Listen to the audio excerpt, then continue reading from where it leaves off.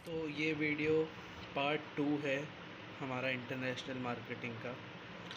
तो आज हम बात करने वाले हैं स्कोप्स ऑफ इंटरनेशनल मार्केटिंग। पहला स्कोप होता है buying and selling of goods and services across different countries. दूसरा होता है फॉरेन इन्वेस्टमेंट। अब फॉरेन इन्वेस्टमेंट दो तरीके का होता है, foreign direct investment and foreign portfolio investment. Third point आता है हमारा सर्विस एक्सपोर्ट एंड इंपोर्ट। अब सर्विस एक्सपोर्ट एंड इंपोर्ट होता है इनविजिबल ट्रेड का। अगला आता है लाइसेंस एंड फ्रीलांसिंग या फिर फ्रेंचाइजिंग भी कहते हैं इसे हम। Growing opportunities for many countries.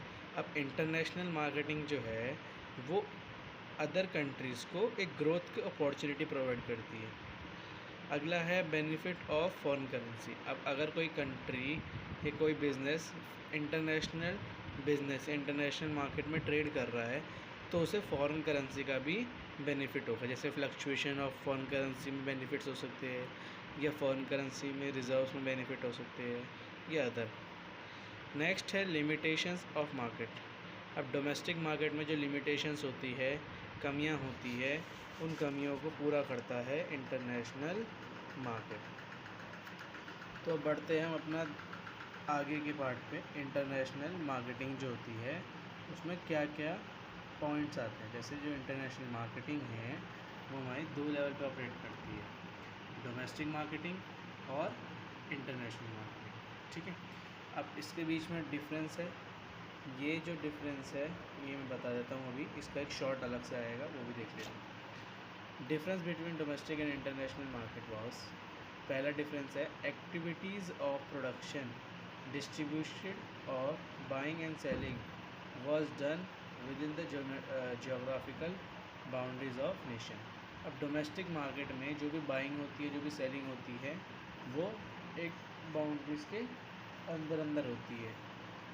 International market में बाउंड्रीज़ के अंदर भी होती है और बाउंड्रीज़ के बाहर भी होती है, मतलब फॉरेन कंट्री के साथ भी होती है।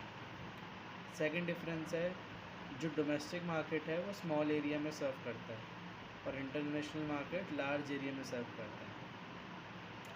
थर्ड डिफरेंस है हमारा, rules and regulation are less in domestic market, rules and regulation are more in international market. Fourth point है हमारा, ऑपरेट इन वन कंट्री। अब जो डोमेस्टिक मार्केट होता है वो एक ही कंट्री में ऑपरेट करता है, बट इंटरनेशनल मार्केट जो है वो एक टाइम पर मल्टीपल कंट्रीज़ के साथ ऑपरेट करता है। नेक्स्ट है यूसेज ऑफ लेटेस्ट टेक्नोलॉजी। अब डोमेस्टिक मार्केट में लेटेस्ट टेक्नोलॉजी का ज़्यादा यूज़ नहीं होता, लिमिटेड यूज़ होते हैं, बट इंटरनेशनल मार्केट में ऐसा कुछ नहीं है। वहाँ पे अनलिमिट यूज़ होता है, मतलब ऐसी कोई रेस्ट्रिक्शन नहीं होती किसी भी टेक्निक को या किसी भी टेक्नोलॉजी को यूज़ करते वक्त। डोमेस्टिक मार्केट में कम रिस्क होता है और इंटरनेशनल मार्केट में ज़्यादा रिस्क होता है। अगला है हमारा less investment requirement and high investment requirement. इसका मतलब है अगर आपको डोमेस्टिक मार्केट में प्रोडक्शन करना है तो आपको इन्वेस्टमेंट कम चाहिए, पर अगर आपको इंटरनेशनल मार्केट में बिजनेस करना है तो आपको इन्वेस्टमेंट ज़्यादा चाहिए। लास्ट पॉइंट क्या है, small survival were done and deep research and large survival were done. अब डोमेस्टिक मार्केट में स्मॉल सर्वे चाहिए होता है। अगर जैसे हमें कोई इन्फॉर्मेशन चाहिए या हमें कोई भी रिक्वायरमेंट है डेटा की, तो हम उसके लिए छोटा सा सर्वे करवा सकते हैं डोमेस्टिक मार्केट में। बट इंटरनेशनल मार्केट में हमें अगर कोई इन्फॉर्मेशन चाहिए या फिर कोई डेटा चाहिए तो उसके लिए हमें डीप रिसर्च करवानी पड़ेगी या फिर एक लार्ज अमाउंट ऑफ सर्वेस कराने पड़ेंगी। तो ये था हमारा आज इस वीडियो का पार्ट 2। अगर पसंद आया तो लाइक करना, शेयर करना और सब्सक्राइब भी कर देना।